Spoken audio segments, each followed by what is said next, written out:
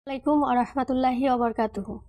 আজকে আমরা শিখব 30 ইঞ্চি লম্বার সারারা পাজামা। তো সারারা পাজামা যদি আপনি তৈরি করতে চান, মাপ নিতে হবে একটি। আপনি একটি সারারা পাজামা তৈরি করতে চাইলে শরীর থেকে মাপ নিতে হবে একটি, আর সে মাপটি হবে লম্বার মাপ। আজকে আমি শুধুমাত্র 30 ইঞ্চি লম্বার জন্য আপনি সারারা পাজামা কিভাবে তৈরি করবেন সেটাই দেখাবো।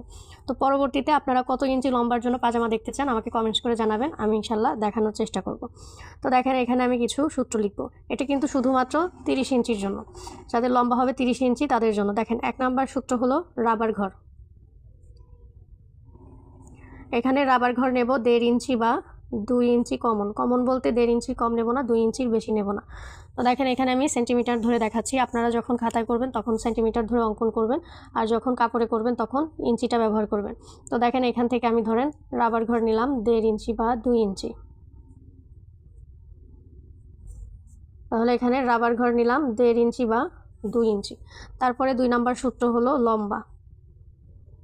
লম্বা হবে লম্বা মাপের সমান।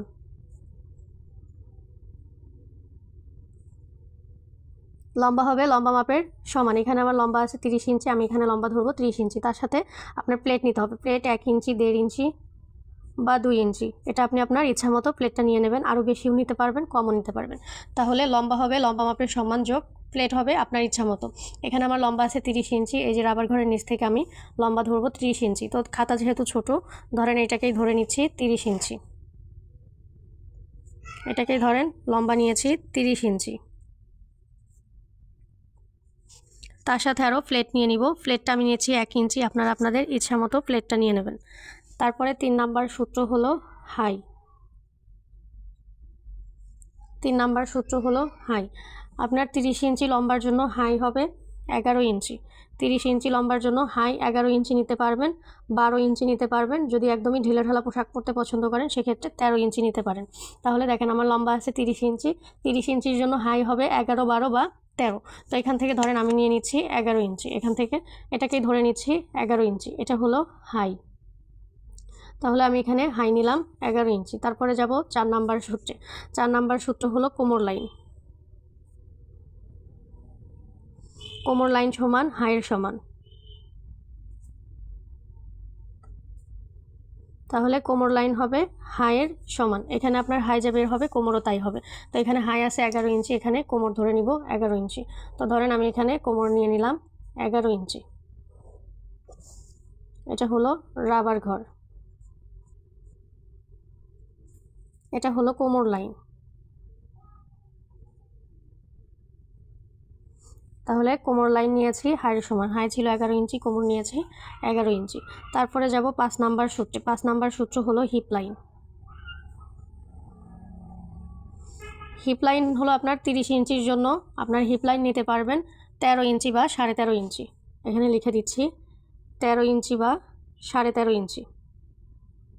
তাহলে হিপ লাইন নেবেন 13 ইঞ্চি বা 13.5 ইঞ্চি 30 ইঞ্চির জন্য। তো দেখেন, আমি এখান থেকে ধরে নিচ্ছি 13 ইঞ্চি। তাহলে হিপ লাইন আপনি 30 ইঞ্চির জন্য নিতে পারবেন কত ইঞ্চি? 13 ইঞ্চি বা 13.5 ইঞ্চি। যে এখানে এভাবে একটু বাঁকা করে দাগ দিয়ে দেবেন। এটা হলো হাই। এখানে নিয়েছি 13 ইঞ্চি। 13 ইঞ্চিও নিতে পারবেন, 3.5 ইঞ্চিও নিতে পারবেন, 13 ইঞ্চিও নিতে পারবেন। আপনার হিপ, এটা হলো হিপ লাইন। হিপ লাইন নিয়েছি 13 ইঞ্চি বা আপনি 13.5 ইঞ্চিও নিতে পারবেন। তারপরে দেখেন 6 নাম্বার সূত্র। 6 নাম্বার সূত্র হবে কুচির লাইন। এখানে নিতে হবে কুচির লাইন। তো আমি একটু পুতুলের সাহায্যে দেখাচ্ছি। দেখেন, অনেকে আছে সারারা পাজামাতে যে কুচিগুলো হয়, অনেকে আছে হাঁটুর উপর পর্যন্ত দিয়ে থাকে। এই যে হাঁটুর উপরে, এই যে হাঁটুর উপরে দিয়ে থাকে কুচিটা। অনেকে আছে হাঁটু অবধি দিয়ে থাকে, অনেকে আছে হাঁটুর নিচ অবধিও দিয়ে থাকে। তো এই মাপটা কীভাবে নেবেন আমি সহজভাবে যদি বলি, আপনার এই যে নাভি থেকে যেখানে কুচি দিতে চাচ্ছেন সেই অনুযায়ী আপনি মাপটা নিয়ে নেবেন। নাভি থেকে ধরে আপনার যদি হাঁটু পর্যন্ত আসে হাঁটু পর্যন্ত নিয়ে নেবেন, হাঁটুর নিচে আসলে হাঁটুর নিচে নেবেন, তার নিচে যদি নিতে চান আপনি নিয়ে নেবেন। তো আপনাদের ইচ্ছা মতো কিন্তু এই মাপটা নিতে হবে। আমি যদি বলি যে হাঁটু অবধি নেন, আপনার পছন্দ হাঁটুর উপরে বা হাঁটুর নিচে, আমার ইচ্ছার সাথে কিন্তু আপনার ইচ্ছা মিল করবে না। তো এটা আমি বলবো নাভি থেকে ধরে একটু মাপটা নিয়ে নেবেন। তো ধরেন এখানে আমি 11 ইঞ্চি আছে, তো 12, 13, 14,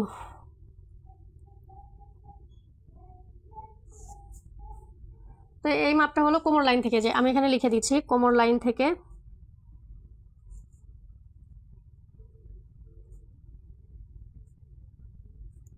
যার যে মাপ আসবে ইচ্ছা মতো নিয়ে নিতে হবে, যার যে মাপ আসবে।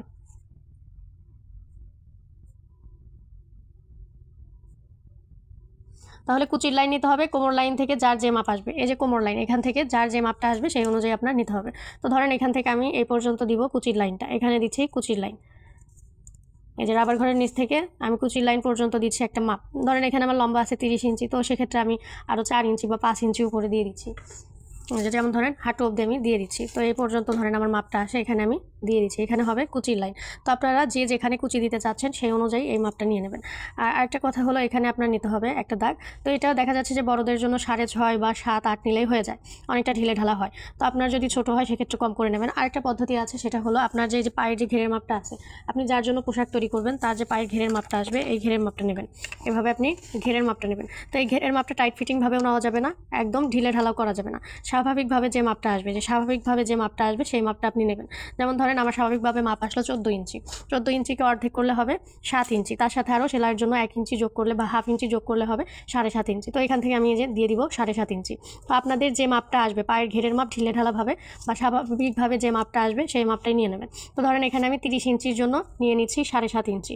7 ইঞ্চি নিয়েছি, 7 ইঞ্চি হলো টিকবে, মানে 14 ইঞ্চি টিকবে, 7 দুগুণে হয় 14, 14 ইঞ্চি টিকবে। আর হাফ ইঞ্চি নিয়েছি সেলাইয়ের জন্য, যেভাবে এই দাগটা মিল করে দিতে হবে। তো এই পাশে আপনার যতটুকু কাপড় থাকবে, ধরেন এতটুকু হলো কাপড়,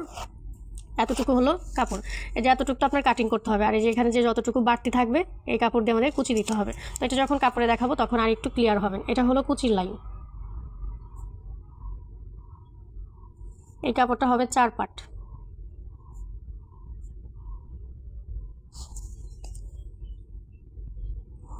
এটা হলো ফ্লেট,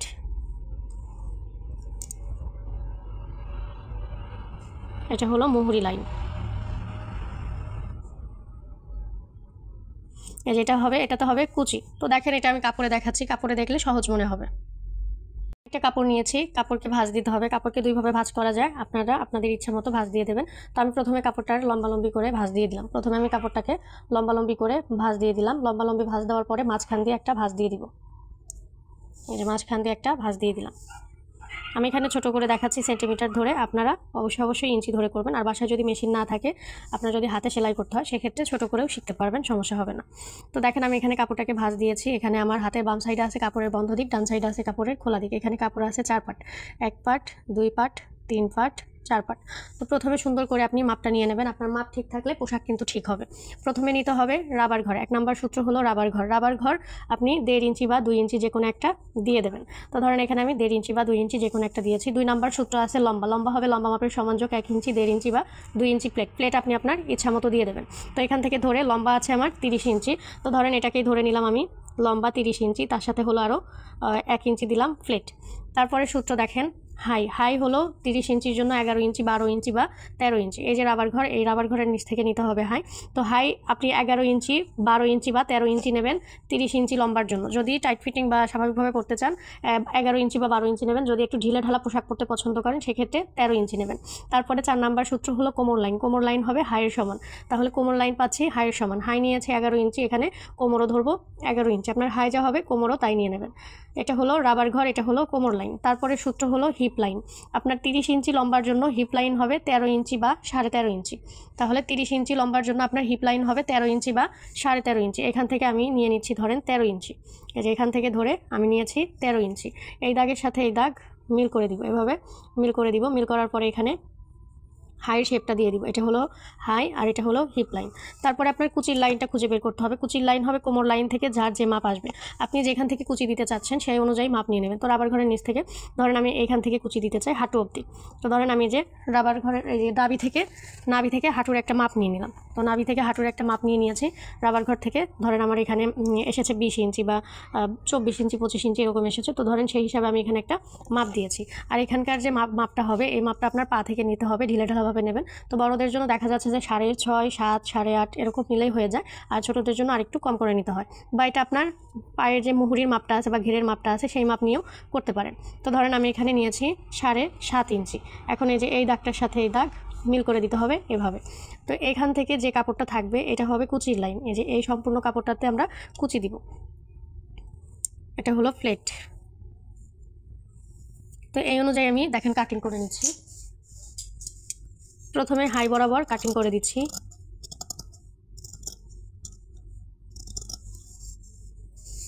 আচ্ছা, তার আগে এখানে কাটিং করে নিই পুরোটা। এই যে কুচির লাইন যা হবে এটা পুরোটা আপনার কাটিং করতে হবে, এভাবে কাটিং করে দেবেন।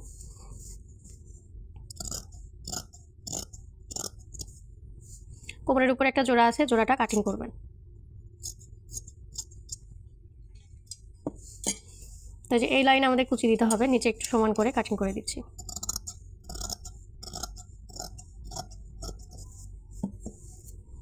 এই কাপড়ে কুচি দিতে হবে। আপনার যদি মনে হয় যে এই কাপড়ে কুচি কম হবে, সেক্ষেত্রে সাইড থেকে যে কাপড়গুলো বের হয় সেখান থেকে আপনি জোড়া দিয়ে কুচি বাড়তি করে নিতে পারেন, বা অন্য কাপড় থেকেও আপনি এখানে জোড়া দিয়ে কুচি কাপড়টা বড় করে নিতে পারেন। তো এই হলো আমাদের সারারা পাজামার কাটিং, একদমই সহজ। এটা আমি এখন সেলাই করে দেখাবো আপনাদের। সারারা পাজামা সেলাই করার ক্ষেত্রে প্রথমে আপনার পায়ের যে কুচির অংশটা আছে, কুচির অংশটা সেলাই করতে হবে। আমি এখানে কুচি দিয়ে দিচ্ছি। দেখেন, আপনি যদি কুচি বাড়াতে চান সেক্ষেত্রে আলাদাভাবে কাপড় নিয়ে কিন্তু এখানে কুচিগুলো বাড়াতে পারেন। তো একটা পার্টে কুচি দেওয়ার পরেও অপর পার্টেও একইভাবে কুচি দিয়ে দিব। আর এখানে একটু মেপে নেবেন যে আপনার পাজামার যে কাপড়টা আছে এটার সাথে কুচির কাপড়টা সমান সমান হয় কি না।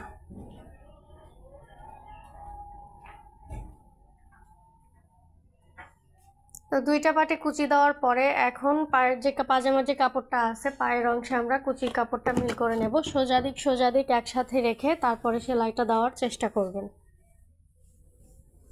আর সেলাই দেওয়ার সময় অবশ্যই খেয়াল রাখবেন কুচি সেলাইয়ের উপর দিয়ে যেন সেলাইটা না যায়, কুচি সেলাইয়ের ওই পাশ দিয়ে যেন সেলাইটা যায়, কারণ কুচি সেলাইটা যদি বের হয়ে থাকে দেখতে কিন্তু খারাপ লাগে। তো কুচি দেওয়া হয়ে গেছে, এখন দুইটা চাপ সেলাই দিয়ে দিব। আপনি যদি চান এখানে একটা চাপ সেলাই ব্যবহার করতে পারেন, আপনি যদি চান যে না দুইটা চাপ সেলাই দেব, দুইটা চাপ সেলাইও দিতে পারেন। আমি এখানে দুইটা চাপ সেলাই দিয়েছি। তো একইভাবে আর একটা পাটেও কুচির কাপড়টা লাগিয়ে নিব।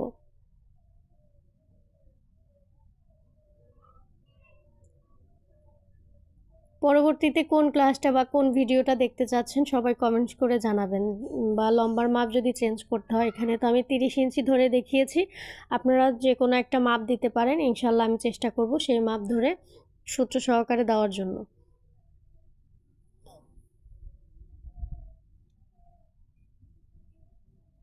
একইভাবে এখানেও দেখেন দুইটা সেলাই দিয়ে দিলাম, দুইটা চাপ সেলাই। আপনারা চাইলে একটা দিতে পারবেন, আবার চাইলে দুইটাও দিতে পারবেন।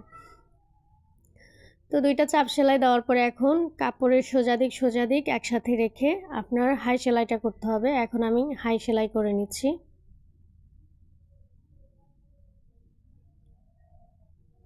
একইভাবে অপর পাশের হাইটাও সেলাই করে নিচ্ছি।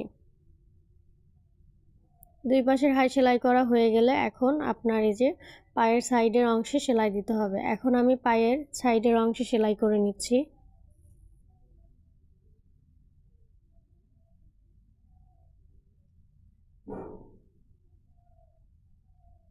পার্টগুলো যেন সমান সমান থাকে সেদিকে খেয়াল রাখবেন। আর ভিডিওটি যদি ভালো লাগে লাইক করবেন, কমেন্টস, শেয়ার বা আমাদের চ্যানেলটিকে সাবস্ক্রাইব করে রাখবেন।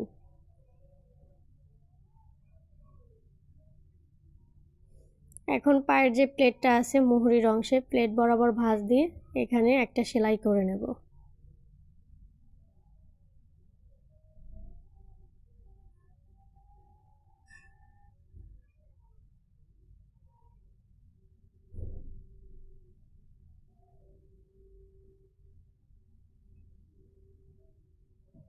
তো একইভাবে অপর পার্টের যে প্লেটটা আছে অপর পার্টের প্লেটটাও সেলাই করে নিব। দুইটা প্লেট সেলাই করার পরে এখন রাবার ঘর বরাবর ভাঁজ দিয়ে নিচ্ছি। রাবার ঘর বরাবর ভাঁজ দিয়ে রাবার ঘরটা সেলাই করে নেব।